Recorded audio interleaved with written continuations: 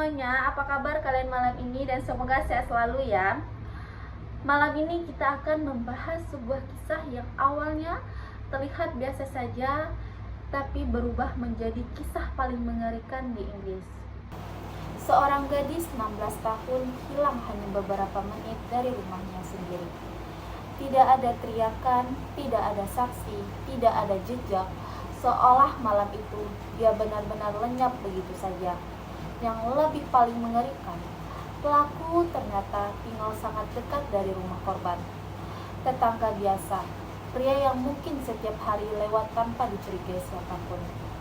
Kadang, hal yang paling menyeramkan bukan datang dari tempat gelap, tapi dari sesuatu yang terlihat normal, jalan yang sering kita lewati, orang yang sering kita lihat, atau keputusan kecil yang terasa tidak berbahaya sama sekali.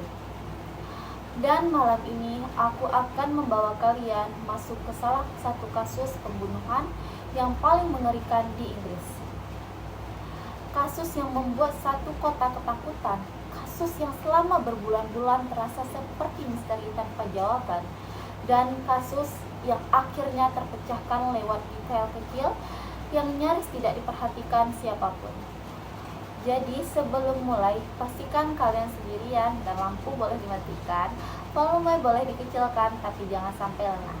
Karena cerita malam ini mungkin bakal membuat kalian berpikir dua kali saat pulang melewati jalan yang sepi. Setiap kasus memang bisa ditutupi, tapi tidak semua cerita di baliknya benar-benar hilang. Dan malam ini kita akan membahas sebuah kasus pembunuhan yang akhirnya terpecahkan setelah menyisakan banyak pertanyaan.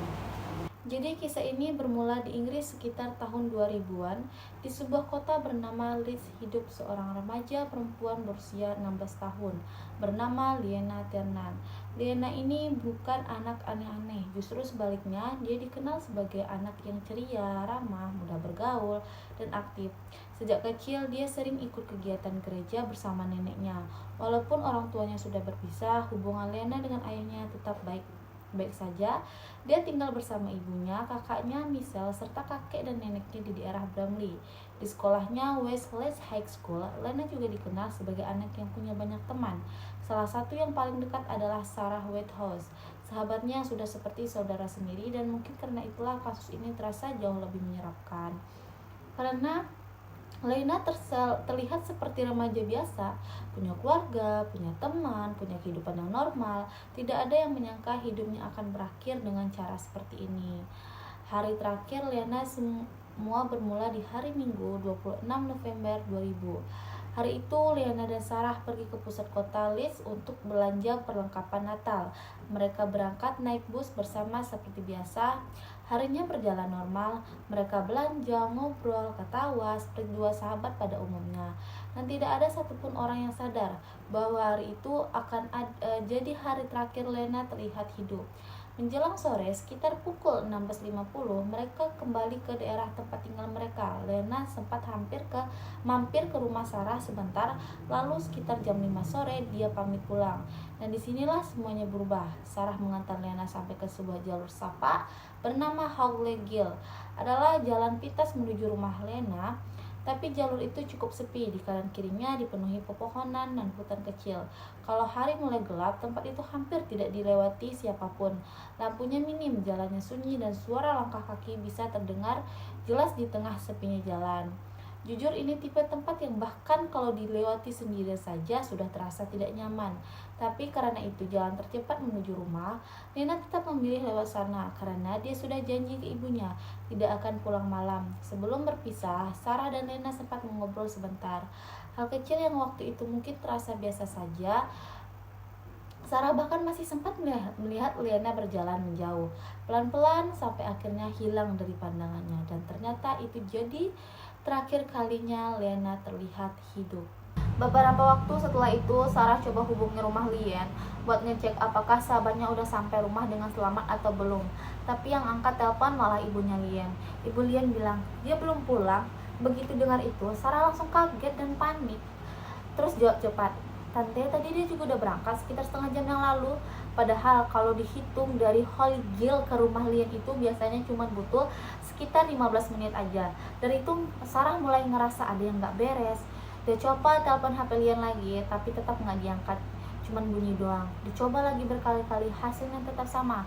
Sampai akhirnya malah sempat ditolak, terus HP Lian tiba-tiba jadi gak aktif sama sekali. Situasinya langsung makin kacau dan panik. Ibu Lian akhirnya menghubungi mantan suaminya. Dia belum pulang, kata Sharon dengan suara panik dan cemas banget. Misal jawab, dia nggak mampir ke sini. Semua keluarga lain juga dihubungi, tapi jawabannya sama, nggak ada yang tahu Lian di mana. Akhirnya laporan orang hilang langsung dibawa ke polisi. Anak saya belum pulang, kata Sharon dengan ke polisi. Kami sudah cari kemana-mana. Polisi langsung gerak cepat. Kasus ini ditangani detektif Chris Gregg yang ditunjuk buat pimpinan penyelidikan. Sarah jadi saksi utama karena dia orang terakhir yang lihat Lian masih hidup. Sarah bilang ke polisi, saya lihat dia jalan sampai ujung jalan itu. Setelah itu saya pulang. Setelah itu polisi langsung turun ke lapangan nyari di sekitar Holy Gill. Dibantu oleh anjing pelacak, warga sekitar juga ikut bantu nyisir sampai ke dalam hutan. Tapi hasilnya tetap kosong, nggak ada jejak sama sekali. Pencarian kemudian diperluas lagi, polisi gabungan dituruni, anjing pelacak nyisir jalur hutan, jalan kecil sampai area Bramley. Mereka nyari terus bahkan sampai malam hari, tapi tetap aja nggak ada tanda-tanda Lian. Karena nggak ada hasil, polisi mulai nyebarin info orang hilang kemana-mana. Foto Lian ditempel di jalan, toko, media, TV, sampai radio. Poster bertuliskan "Have you seen me?" mulai muncul di banyak tempat. Warga juga ikut tersentuh, banyak yang bantu nyari, bahkan ada pihak swasta yang nawarin hadiah buat siapapun yang bisa kasih info tentang Lian. Di tengah itu semua, ibunya Lian, Sharon, sering muncul di media. Dia bilang dengan penuh harap, saya mohon siapapun di luar sana, bantu kami menemukan anak saya, apapun kondisinya, saya hanya ingin dia kembali. Polisi lalu naikin skala pencarian jadi besar-besaran. Ratusan petugas gabungan diturunin, plus relawan juga banyak. Mereka menyisiri ratusan rumah warga, gudang, bangunan, kosong, sumur, sampai hutan yang susah dijangkau. Helikopter juga dipakai buat pantau dari atas. Bahkan tim penyelam diturunin buat cek seluruh air di sekitar Leeds. Siapa tahu Lian jatuh atau terbawa arus. Bahkan warga diminta sementara berhenti buang sampah, supaya semua tempat pembuangan bisa diperiksa satu persatu. Tapi hasilnya tetap nihil. Gak ada petunjuk, gak ada saksi tambahan, gak ada barang bukti baru. Seolah-olah Lian benar-benar hilang tanpa jejak. Kasus ini akhirnya jadi salah satu pencarian orang hilang terbesar di Inggris waktu itu. Sampai akhirnya 9 bulan kemudian, Agustus 2001, muncul kejadian yang bikin semua orang kaget. Seorang pria bernama Mark Bison lagi jalan santai sama anjingnya di daerah Linley Woods, hutan lebat di perbatasan North Yorkshire. Tiba-tiba dia lihat sesuatu di tengah hutan. Mark pelan-pelan ngomong ke dirinya sendiri, itu apa ya? Pas dia dekatin, dia lihat ada selimut motif bunga yang diikat pakai tali putih, bentuknya panjang, sekitar 1,5 meter. Anjingnya langsung berubah, gonggong keras banget, nggak tenang sama sekali. Mark mulai curiga, ini pasti ada sesuatu. Pelan-pelan dia buka bungkusan itu sedikit demi sedikit. Begitu terbuka sedikit, dia langsung kaget karena kelihatan sepasang kaki manusia yang pucat nggak bergerak. Mark langsung mundur, panik. Astaga, ini jasad manusia. Dia langsung telepon polisi. Gak lama kemudian polisi datang ke lokasi dan mulai memeriksa. Bungkusan itu dibuka sepenuhnya dan terlihatlah jasad perempuan dalam kondisi mengenaskan. Tubuhnya dibungkus plastik, sebagian pakaian kantong hijau dan bagian kepala ditutupi plastik hitam. Lehernya dililit tali dan wajahnya juga tertutup plastik. Waktu identifikasi awal, polisi langsung curiga karena pakaian dan ciri-cirinya mirip sekali dengan Lian. Rambutnya masih dikuncir dan jepit rambutnya juga masih ada. Petugas bilang ini sangat mirip dengan Lian, walaupun beberapa barang seperti jaket dan sepatu nggak ada di lokasi. Setelah diperiksa lebih lanjut oleh tim forensik, akhirnya dipastikan itu memang Lian Tiernan. Hasil pemeriksaan juga bilang kalau dia sudah meninggal sekitar 9 bulan sebelumnya, gak lama setelah dia hilang. Yang bikin aneh, kondisi jasadnya gak sepenuhnya membusuk seperti biasanya. Beberapa bagian masih cukup terjaga. Dari situ forensik menduga jasadnya sempat disimpan di tempat dingin dulu sebelum dibuang. Tapi penyebab kematiannya jelas kekerasan di leher yang bikin korban kehabisan oksigen. Ahli forensik bilang kematian disebabkan oleh asfiksia akibat tekanan pada leher. Dari sini makin jelas kalau ini kasus pembunuhan. Yang bikin makin menarik, lokasi penemuan jasad Lian ternyata nggak jauh dari lokasi kasus pembunuhan tahun 1992 atas nama Evon Fit yang sampai saat ini belum terpecahkan. Ini bikin polisi mulai curiga ada keterkaitan antara kasus. Di sekitar jasad juga ditemukan beberapa barang bukti, tali, plastik, dan benda lain yang diduga dipakai buat membungkus korban. Kasus ini makin berkembang ketika dua perempuan datang ke polisi karena alasan keamanan identitas mereka disamarkan jadi saksi A dan saksi B. Kita bilangnya saksi A dan saksi B saja ya. Jadi saksi A bilang, "Pak, dari ciri jasad Lian yang diikat kabel kuning itu, saya curiga mantan pacar saya." Dia lanjut lagi, "Dia punya kebiasaan aneh, Pak. Dia suka mengikat tangan saya pakai kabel kuning setiap kali berhubungan." Gak lama saksi B juga datang dan bilang hal yang hampir sama. Saksi B bilang, "Mantan pacar saya juga begitu, Pak. Sering pakai kabel kuning." Dia tambahkan lagi, "Saya pernah tinggal sama dia dan di dekat meja kasurnya dia simpan banyak kabel kuning." Dari situ polisi ketemu satu nama, yaitu John Taylor. John Taylor ini kerja sebagai pengantar paket, tinggal di Cocott Drive, Bramley, gak jauh dari lokasi Lian terakhir terlihat. Dia juga punya banyak anjing dan dikenal sebagai pemburu. Secara luar kelihatannya biasa aja, tapi mantan-mantannya bilang dia temperamental dan punya kebiasaan menyimpang. Polisi mulai dalam lagi. Ternyata John pernah punya catatan kriminal waktu remaja karena pencurian. Sketsa pria misterius yang sebelumnya dibuat polisi juga mirip banget sama wajah John Taylor. Akhirnya polisi lakukan penggeledahan ke rumahnya. Saat sampai, polisi ketuk pintu.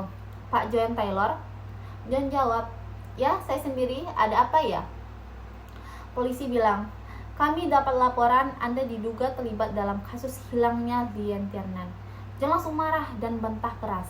"Siapa yang nuduh saya? Saya tidak kenal Lian." Tapi polisi tetap masuk pakai surat resmi. John masih protes. "Saya tidak setuju. Mana surat penggeledahannya?" katanya. Polisi tunjukkan suratnya. "Ini, Pak." Akhirnya rumah digeledah dan di dalam rumah ditemukan kabel kuning di laci dekat tempat tidur, plastik hijau yang cocok dengan pembungkus jasad, dan beberapa barang lain yang nyambung dengan TKP. John tetap ngelak, "Itu cuma barang biasa, kabel itu dijual bebas." Tapi bukti terus nambah. Polisi juga nemuin lemari freezer besar yang kosong. Hasil forensik juga nemuin DNA rambut korban cocok dengan John Taylor. Serbuk tanaman di tubuh korban juga cocok dengan tanaman di kebun rumah John. Bahkan kalung anjing yang dipakai korban ternyata produk terbatas dan salah satu pembelinya tercatat atas nama John Taylor. Di titik ini John sudah nggak bisa ngelak lagi. Dia akhirnya bilang, "Saya memang yang membawa Lian." Tapi tetap ngelak, "Saya tidak sengaja, saya panik." Kasus pun lanjut ke persidangan. Setelah vonis itu dijatuhkan, suasana di ruang sidang langsung terasa berat. John Taylor akhirnya benar-benar dinyatakan sebagai pelaku utama dalam kasus Lian Tiernan, dan hukuman penjara seumur hidup pun resmi dijatuhkan kepadanya dengan ketentuan minimal 30 tahun baru bisa mengajukan pembebasan bersyarat. Begitu hakim selesai membaca putusan, suasana langsung berubah. Jadi campur aduk. Keluarga Lian, terutama ibunya Sharon Howitt, terlihat sangat terpukul.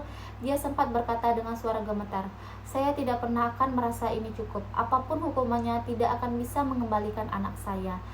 Di sisi lain, masyarakat yang sejak awal mengikuti kasus ini juga banyak merasa kecewa. Dengan kemungkinan adanya peluang bebas bersyarat di masa depan, banyak yang merasa hukuman itu masih terlalu ringan untuk kejahatan seberat itu. Setelah sidang selesai, John Taylor langsung dibawa kembali ke tahanan dengan pengawalan ketat. Di luar sidang, wartawan sudah ramai menunggu, tapi dia memilih diam dan tidak memberikan komentar apapun. Sejak saat itu, John resmi menjalani hidupnya di balik jeruji besi di penjara. Dia jadi salah satu narapidana yang diawasi ketat karena kasusnya yang sangat serius dan menarik perhatian publik luas. Statusnya sebagai pelaku kejahatan berat membuat dia tidak punya banyak ruang untuk bersosialisasi bebas seperti narapidana biasanya. Sementara itu, kasus Lian Tiernan sendiri tidak berhenti jadi bahan pembahasan. Justru setelah vonis, banyak pihak kepolisian dan penyidik yang mulai mengevaluasi ulang cara penanganan kasus orang hilang, karena dari kasus ini kelihatan kalau di awal-awal waktu Lian baru hilang, tanda-tandanya tidak langsung ketemu meskipun pencarian sudah besar-besaran. Detektif Chris Gregg yang dari awal memimpin penyelidikan juga beberapa kali menyampaikan bahwa kasus ini jadi pelajaran besar. Dia pernah bilang kira-kira begini: kadang satu kasus bisa kelihatan berdiri sendiri, tapi ternyata nyambung ke pola yang lebih besar. Dari situ polisi jadi lebih hati-hati buat mengecek kasus-kasus lama yang belum terpecahkan, apalagi kalau ada pola yang mirip. Kasus Lian juga bikin masyarakat makin sadar kalau orang hilang itu bukan hal sepele. Banyak keluarga yang jadi lebih cepat melapor kalau ada anggota keluarganya yang gak pulang atau hilang kontak, karena tahu betapa cepatnya situasi bisa berubah jadi serius. Media di Inggris juga waktu itu cukup lama masih membahas kasus ini, bukan cuma soal tragedinya, tapi juga soal bagaimana sering seorang remaja yang dikenal ramah, dekat dengan keluarga, dan tidak punya masalah, bisa jadi korban dari kejahatan yang sangat kejam. Nama Lian Tiernan sendiri akhirnya tetap diingat sebagai salah satu kasus hilangnya remaja yang paling menggemparkan di awal tahun 2000-an di Inggris. Banyak memorial dan liputan yang dibuat untuk mengenangnya, sekaligus jadi pengingat buat masyarakat tentang pentingnya keamanan dan kewaspadaan, bahkan di tempat yang kelihatannya biasa aja. Di sisi lain, kasus ini juga meninggalkan luka besar buat keluarga Lian. Hidup mereka setelah kejadian itu tidak pernah benar-benar sama lagi, tapi mereka tetap berusaha jalanin hidup sambil terus mengenang sosok Lian sebagai sosok yang ceria dan baik hati sebelum tragedi itu terjadi. Dan begitu kasus yang awalnya dimulai dari seorang remaja yang cuma pergi belanja barang temannya, pergi jadi salah satu kasus kriminal paling kompleks dan paling banyak dibicarakan di Inggris pada masa itu, yang juga membuka banyak kasus lama yang sebelumnya tertutup rapat. Sampai di situ kisah Lian Tiernan. Terima kasih sudah mendengarkan cerita saya pada malam hari ini. Dan ingat, jangan pernah menganggap jalan yang sudah sering kita lewati itu aman, karena kita tidak pernah tahu siapa yang sedang memperhatikan kita dari jauh. Sampai ketemu di cerita berikutnya ya. Bye-bye.